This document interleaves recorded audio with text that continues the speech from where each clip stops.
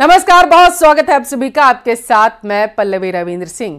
केंद्रीय मंत्री गजेंद्र सिंह शेखावत ने जैसलमेर में पानी के लिए खेती में उपयोग करने पर नाराजगी जताई। पीने के पानी का खेती में उपयोग हो रहा है। दरअसल उन्होंने कहा है कि पीएचईडी के इंजीनियर्स को लोग पीटते और धक्के मारते हैं, पुलिस का कोई सहयोग नहीं करता। उन्होंने कलेक्टर को सख्त कार्रवाई के निर्देश दिए। शेखावत ने कहा कि अगर पीने के पानी से कहीं कोई खेती कर रहा है तो पीएचईडी, कलेक्टर और एसपी तीनों इसके लिए जिम्मेदार होंगे। मैं राज्य सरकार को लिखूंगा कि इनकी अकर्मण्यता के कारण ये स्थिति हुई।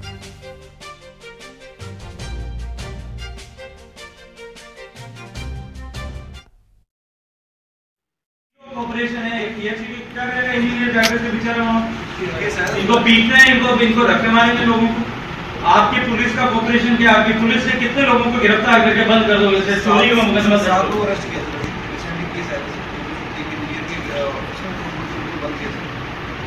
तो स्ट्रिक्टली कार्रवाई कराओ कलेक्टर। और ये अगर एक भी केस अगर ऐसा मेरे को रिपोर्ट होता है कि जहां खेती कोई कर रहा है, it will be a responsibility of PHED, district collector and SP तीनों।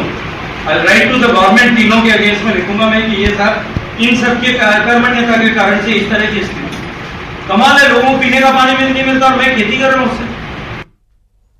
सिरोही से बड़ी खबर है। मंत्री जोराराम कुमावत ने एडीएम को लताड़ लगाई है। गौशाला का अनुदान रोकने पर एडीएम को यहां पर फटकार लगाई गई। लंबे समय से शिवगंज की गौशाला में अनुदान रोक रखा हुआ है। अनुदान रोकने पर सीएमओ में शिकायत भी की गई थी। मंत्री जोराराम ने बैठक में एडीएम को जमकर यहां पर खरी खोटी सुनाई है। तो बड़ी खबर सिरोही से आपके टेलीविजन स्क्रीन पर। गौशाला का अनुदान रोकने पर यहां पर मंत्री जोराराम कुमावत ने बताया जा रहा है कि एडीएम को सुनाया है।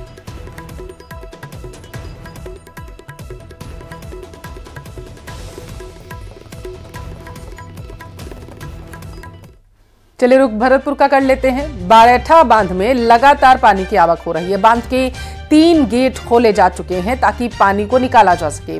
कई गांव इससे प्रभावित हुए हैं और इसी के साथ कई गांवों से संपर्क भी टूट गया है। पुराबाई खेड़ा गांव पूरी तरीके से जलमग्न हो गया। घरों में भरा है 3 से 4 फीट पानी, जिसकी वजह से सबसे ज्यादा परेशानी यहां पर रहवासियों को हो रही है। तो भरतपुर से ये तस्वीरें बेहद ही हैरान करने वाली सामने आई हैं, जहां पर घरों में पानी घुसने लगा है, जिसकी वजह से लोग परेशान हो रहे हैं।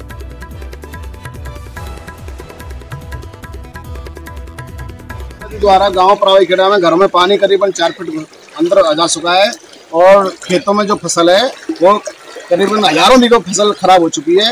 इसलिए गांव पुराबाई खेड़ा में कोई प्रशासन ने ध्यान नहीं दिया है और ये अगर पानी धीरे धीरे खुल जाता तो इतना नुकसान नहीं होता। गांव के अंदर काफ़ी घरों में करीबन आर पार गाँव के 4 फीट पानी अंदर गाँव पुराबाई खेड़ा में अंदर घुस चुका है। और ये बाजरे की जो फसल है ये करीबन सभी पूरी 100% फसल खराब हो चुकी है। पानी की इतनी बड़ी आवक है। अजमेर का रुख करेंगे। ज्यादा बारिश होने की वजह से अजमेर में बाढ़ जैसे हालात हैं। बताया जा रहा है कि फायसागर झील की पाल में रिसाव के बाद कट्टे लगाए गए और इसी के साथ झील के बहाव क्षेत्र आने वाले कॉलोनी को भी अलर्ट किया गया है। तो बड़ी खबर आपके टेलीविजन स्क्रीन पर, जहां पर आना सागर झील से पानी छोड़ा जा रहा है। बताया जा रहा है कि ब्रह्मपुरी सहित कई कॉलोनियों में पानी भरा हुआ है। प्रशासन ने एहतियातन मकानों को खाली करा लिया है। सिविल डिफेंस और एसडीआरएफ ने यहां पर मोर्चा संभाल रखा है। जिला कलेक्टर आज शहर का जायजा लेते हुए नजर आएंगे। जल भराव के कारण शहर और गांवों का क्योंकि संपर्क टूट चुका है और यही वजह है कि वहां पर बड़ी संख्या में सुरक्षा बल को भी तैनात कर दिया गया है ताकि किसी तरीके की कोई जनहानि ना हो।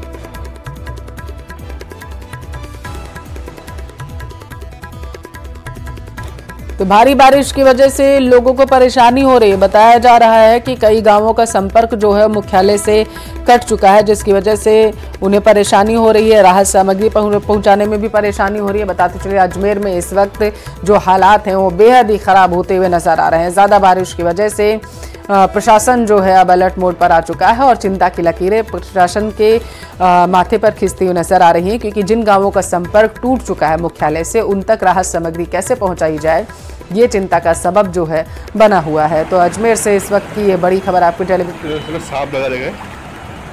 ज्यादा जानकारी लेंगे संवाददाता अशोक भाटी हमारे साथ लाइव जुड़ चुके हैं। अशोक, भारी बारिश का सामना अजमेर के लोगों को करना पड़ रहा है, आप कहां पर मौजूद है बताइएगा, और वहां किस तरीके से लोग परेशान हो रहे हैं, जरा जानकारी दीजिए। जी बिल्कुल, अजमेर में लगातार भारी बारिश हुई, उसके बाद जो फाइसागर झील है वो ओवरफ्लो चल रही है। पिछले लंबे समय से ओवरफ्लो होने के कारण आप स्थिति देखेंगे, इसका जो हाथीखेड़ा वाला जो हिस्सा है वो जर्जर अवस्था में हो गया है।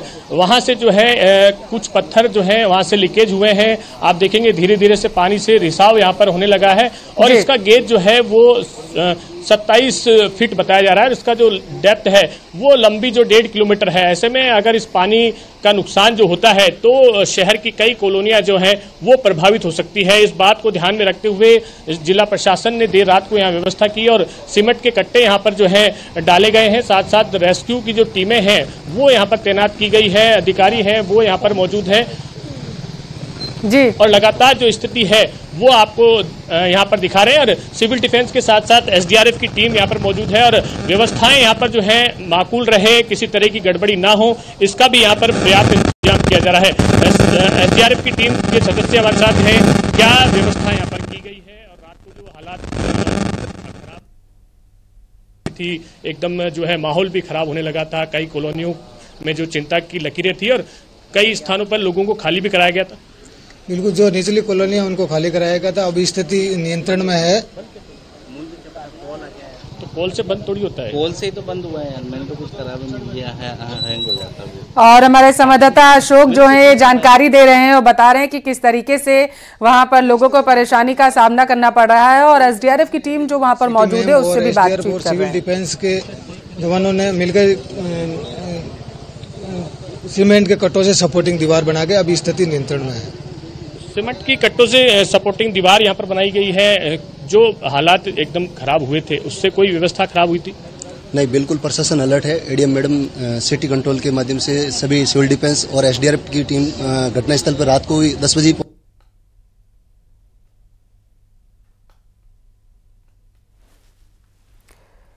तो रात से ही वहां पर सुरक्षा बल की टीम तैनात है। यहां पर जो एसडीआरएफ के जवान हैं उनसे हमारे संवाददाता बातचीत कर रहे थे और बता रहे थे कि किस तरीके से वहां पर सुरक्षा के इंतजाम किए गए हैं।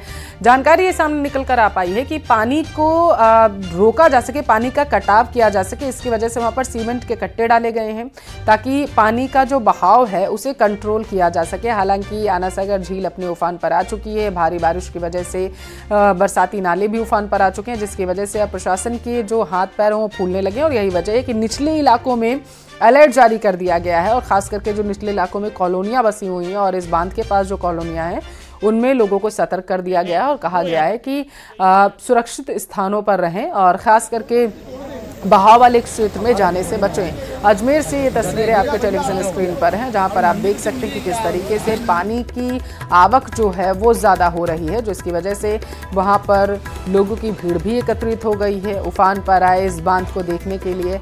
हालांकि दूसरी तरफ यहाँ पर सुरक्षा के लिए इंतज़ाम जो हैं वो किए गए हैं। बीती रात से ही यहाँ पर जवानों को तैनात कर दिया गया था। लगातार हमारे साथ अशोक वहां से लाइव तस्वीरें आपको दिखा रहे हैं, लोगों से बातचीत भी कर रहे हैं कि किस तरीके से उनको मुश्किलों का सामना करना पड़ रहा है। अशोक, हम आपको देख पा रहे हैं, अभी आपने जवानों से बातचीत की और उन्होंने बताया कि बीती रात से वो यहाँ पर तैनात है ताकि सुरक्षा व्यवस्था पाबंद रखी जा सके, लेकिन मैं देख भी पा रही हूँ कि बारिश की वजह से उफान पर बांध आ चुका है। इसमें सबसे ज्यादा परेशानी निचले इलाकों में होती है क्योंकि वहां पर पानी भर जाता है। वहां पर जो रहवासी हैं उनके लिए क्या इंतजाम किए गए हैं?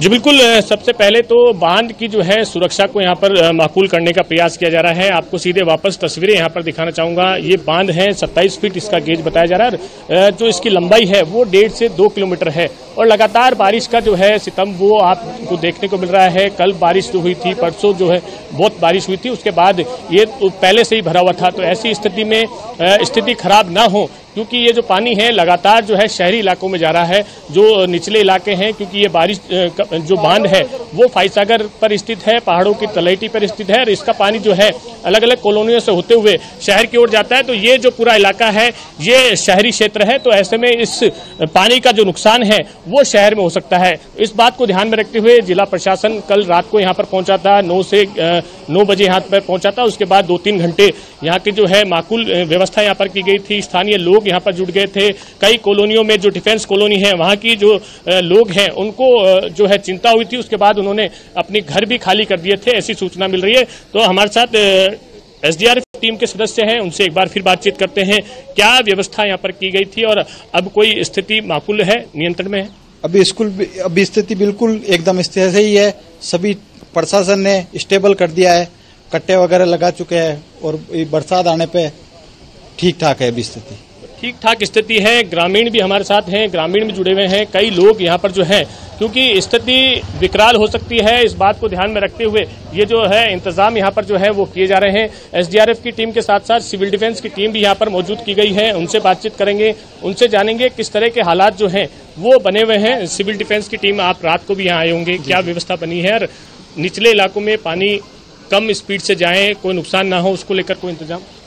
हाँ, उसको लेके हमने ये व्यवस्था की है कि जो ये कट्टे हैं, हमारे पास जो कट्टे रखे हुए हैं टीम के, मैडम ने, प्रशासन ने जो रखवाए हुए हैं, हम वो कट्टे अभी बीच में लगाएंगे। हमको एक दरार दिखी है तो वो वहाँ पर हम ये रेस्क्यू कार्य शुरू करते हैं।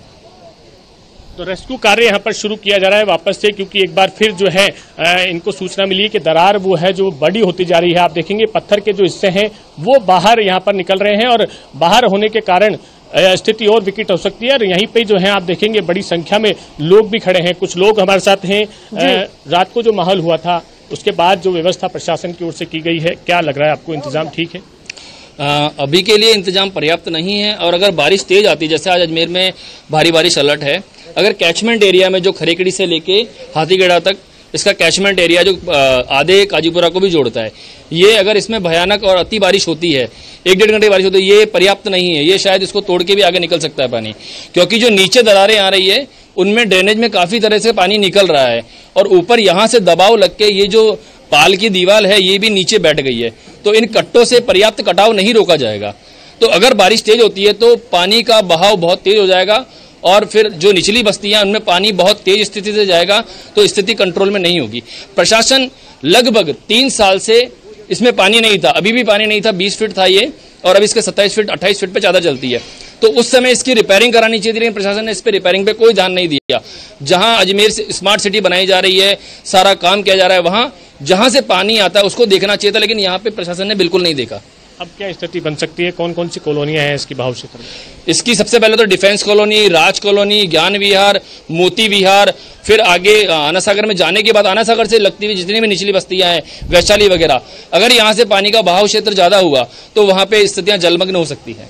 स्थिति जो है वो विकट है। कुछ और लोग हैं हमारे साथ, क्या लगता है स्थिति अगर ऐसी खराब होती है तो स्थिति और ज्यादा खराब हो सकती है? सर, ये वो हाल है कि जैसे मुर्दा वेंटिलेटर पर नहीं रहता है वैसे कार्य किया जा रहा है, क्योंकि ये मरने की स्थिति भी, कभी भी मर सकता है, कभी भी जी सकता है।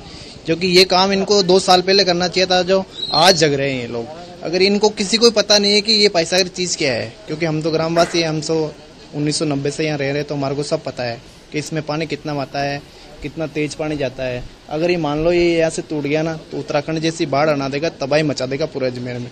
तो पता ही नहीं पड़ेगा स्मार्ट सिटी कहाँ गई और गाँव कहाँ गया, किसी का पता नहीं है। इतना बुरा हाल हो जाएगा अजमेर जिले का, तो बहुत बुरा हाल होने वाला है अगर ये जो पाल है वो टूट जाती है। आपको फिर मैं बिल्कुल अशोक को लोगों का यही कहना है कि सुरक्षा के इंतजाम माकूल यहाँ पर होने चाहिए ताकि आगामी दिनों में किसी परेशानी का सामना उन्हें ना करना पड़े। बहुत शुक्रिया तस्वीरें दिखाने के लिए और जानकारी पहुंचाने के लिए। खबरों में आगे बढ़ेंगे। प्रदेश के 28 जिलों में येलो अलर्ट जारी किया गया है। दक्षिण पूर्वी जिले में भारी बारिश की संभावना है। प्रदेश में इस बार भी बारिश ने सभी रिकॉर्ड तोड़ दिए। रेगिस्तान में पूरे सीजन में औसत से 2 गुना बारिश हुई। जैसलमेर जिले की बात करें तो बताया जा रहा है कि 139.85% से ज्यादा बारिश यहां पर दर्ज की गई। तो वहीं दौसा, करौली, टोंक में 1000 मिलीमीटर से ज्यादा बारिश दर्ज की गई। अभी सितंबर के 3 सप्ताह बारिश होना बाकी रह गया है और इस दौरान भारी बारिश का सामना लोगों को करना पड़ सकता है।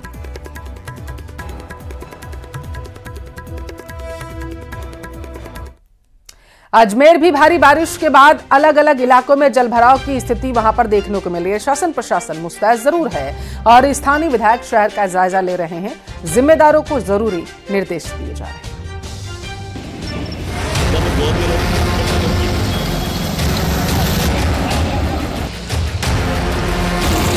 हुई है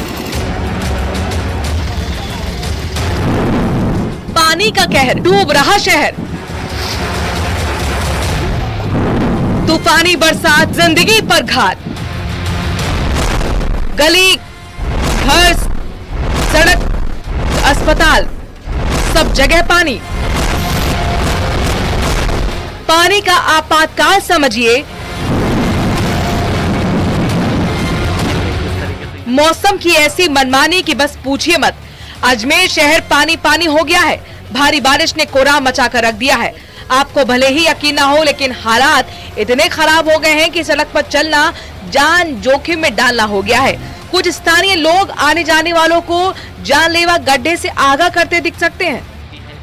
खड़े सुबह से खड़े हम लोग और लोगों को बता रहे हैं किधर गड्ढा है, आपको उधर नहीं जाना है, और उधर ये सामने ही गड्ढा है बहुत बड़ा। कई लोग गिर गए, यहाँ पे गाड़ियाँ बंद हो गई। हम प्रयास कर रहे हैं, पहले यहाँ आके कुछ देर यहाँ खड़े होते हैं, फिर अपना घर संभालते हैं कि अब कितना ऊपर लेवल आया। शुक्रवार को अचानक ऐसी बारिश आई कि व्यवस्थाएं धरी की धरी रह गईं। जेएलएन अस्पताल के परिसर के साथ ही यूरोलॉजी और कार्डियोलॉजी विभाग के बाहर भी पानी जमा हो गया है। अजमेर में शुक्रवार को हुई भारी बारिश के बाद शनिवार को भी स्थिति जस की तस बनी हुई है। आना सागर स्केप चैनल से छोड़े जाने वाले पानी के कारण जो स्थिति है वो आप देख रहे हैं। ये संभाग का सबसे बड़ा मेडिकल कॉलेज है और इसी तरह की स्थिति जो है अस्पताल में भी बनी हुई है। और साथ साथ जो स्केप चैनल से जो पानी निकल रहा है, ब्रह्मपुरी इलाका हो या फिर तोपदड़ा इलाका हो या फिर जो दक्षिण विधानसभा क्षेत्र की कई कॉलोनियां हैं, वहां पर भी जो स्थिति है वो इसी प्रकार से बनी है। सर यूरोलॉजी में दिखाने के लिए गए थे। ये स्मार्ट सिटी बोलते हैं अजमेर को, और स्मार्ट सिटी में ये जेएलएन हॉस्पिटल जितना बड़ा है इसको देखा जाए, और यहाँ पर इतनी इधर ये सुविधा है, कोई सुविधा नहीं हो रही है। यहाँ पर मरीज ही हॉस्पिटल में आ रहा है, फिर वो इतना पानी के अंदर कैसे जा पा रहा है। वहाँ पर कोई समाधान होना चाहिए, लेकिन कोई नगर पालिका वाले कोई ध्यान कर नहीं रहे। विधानसभा अध्यक्ष और स्थानीय विधायक वासुदेव देवनानी इसे कुदरत का कहर बताते हुए शहर वासियों को सब्र रखने की सलाह दे रहे हैं। मैंने इनको निर्देश दिए 24 घंटे आप लोग सक्रिय रहें और जागरूक रहें, ताकि मेरे अजमेर के जन को किसी प्रकार की कोई कठिनाई नहीं हो। और पानी के निकास के लिए वास्तव में अन्ना सागर जब 16-17 फीट हो जाएगा तो सड़कों पे पानी आना ही है। अब जब तक वहाँ रिसेशन नहीं होगा तब तक ये पानी कम नहीं होगा। जख्म कुदरत ने दिया है, इसीलिए मरहम भी वहीं से लगेगा। बारिश थमेगी और पटरी से उतर चुकी जिंदगी वापस पटरी पर आ जाएगी। लेकिन भारी बारिश ने जिम्मेदारों को सचेत भी किया है। इसीलिए स्थानीय विधायक ड्रेनेज सिस्टम दुरुस्त करने के साथ ही पानी की राह में बाधा बने अवैध अतिक्रमण को भी हटाने की बात कर रहे हैं। और नाले भी पिछले दिनों कुछ बरसात कई वर्षों तक नहीं आई तो छोटे छोटे कर दिए, तो कहीं यदि आवश्यक है तो उस नाले को भी खोलने का प्रयास करें। कोई छोटा मोटा अतिक्रमण है उसे भी हटाएं, क्योंकि मानव निर्मित नहीं है, प्रकृति निर्मित है। इसलिए सबको मिलकर के समस्या करनी पड़ेगी। ब्रह्मपुरी के दोनों मार्गों पर 2 से 3 फीट पानी बहता नजर आ रहा है। यही हालात कई दूसरे इलाकों के भी बने हुए हैं। फिलहाल धरातल पर स्थिति जस की तस बनी हुई है। पानी की निकासी बेहद कम है, जिसके कारण जो है पानी जो है धीरे धीरे निकल पा रहा है, और ये कब तक निकलता है ये देखने वाली बात होगी। गनीमत यह है कि भगवान की दया यह है कि पिछले लंबे समय से बारिश नहीं आई, जिसके कारण स्थिति जस की तस अभी तक फिलहाल बनी हुई है। अगर बारिश अभी हो जाती है और तो फिर हालात और भी खराब हो सकते हैं। कैमरा पर्सन कुलशन सेन के साथ अशोक सिंह, न्यूज़ 18 अजमेर। कोटा में पार्वती कालीसिंध चंबल पूर्वी राजस्थान कैनाल प्रोजेक्ट के पहले नोनेरा बांध को भरने का काम शुरू किया गया। बांध को 217 मीटर तक भरने में लगभग 3 दिन लगेंगे। बांध की भराव क्षमता 226.65 मिलियन घन मीटर है। जल संसाधन विभाग ने गेटों के परीक्षण के लिए 8 से 12 सितंबर की तारीख तय की। बांध के गेटों का निरीक्षण करने के लिए पहले पानी भरा जाएगा, फिर 2 गेट खोलकर पानी छोड़कर टेस्टिंग की जाएगी। बांध के गेट से पानी छोड़ने पर बड़ौद की पुलिया पर पानी आ जाएगा और इसलिए ट्रैफिक को भी डायवर्ट किया गया। जल संसाधन नोनेरा परियोजना के एक्शन अनिल यादव ने बताया है कि बांध के भराव क्षेत्र के किनारे बसे ग्रामवासियों की सुरक्षा के लिए मुनादी करवाई गई है। कालीसिंध नदी के किनारे पर्याप्त दूरी बनाए रखें ताकि ERCP परियोजना के तहत ये नोनेरा बैराज का निर्माण कार्य अभी हुआ है, तो बांध का निर्माण कार्य हमारा पूर्ण हो चुका है। तो इसके गेट्स की टेस्टिंग के लिए हम लोग इस बैराज को एक बार बंद करना चाह रहे हैं गेटों को। तो इसमें इसके जो FRL के लेवल है 217 मीटर के FRL है, वहाँ तक कल से हम इसको बंद करेंगे। उसके बाद हमें जहाँ तक अनुमान है कि 10 या 11 तारीख के आसपास इसमें लगभग पूरा हम लेवल अचीव कर लेंगे, अगर इनफ्लो सही रहा तो उसके अनुसार जो है उसके बाद फिर धीरे धीरे इसके बांध का पानी रिलीज किया जाए। और जयपुर में आज शहर भ्रमण पर भगवान गणेश निकलेंगे। मोती डूंगरी मंदिर से दोपहर लगभग 3 बजे के आसपास उनकी शोभा यात्रा रवाना होगी। शोभा यात्रा के मार्ग पर ट्रैफिक की आवाजाही बंद कर दी गई है। मोती डूंगरी रोड, सांगानेरी गेट, जौहरी बाजार, बड़ी चौपर, त्रिलोपिया बाजार से गुजरेगी शोभा यात्रा, ऐसी जानकारी सामने निकलकर आ पा रही है। बताया जा रहा है कि छोटी चौपर, गणगौरी बाजार होकर गणेश मंदिर ये शोभा यात्रा पहुंचेगी। शोभा यात्रा के गुजरते समय ट्रैफिक की आवाजाही बंद रहेगी और इसी के साथ समानांतर मार्ग से ट्रैफिक को डाइवर्ट किया जाएगा। उस दौरान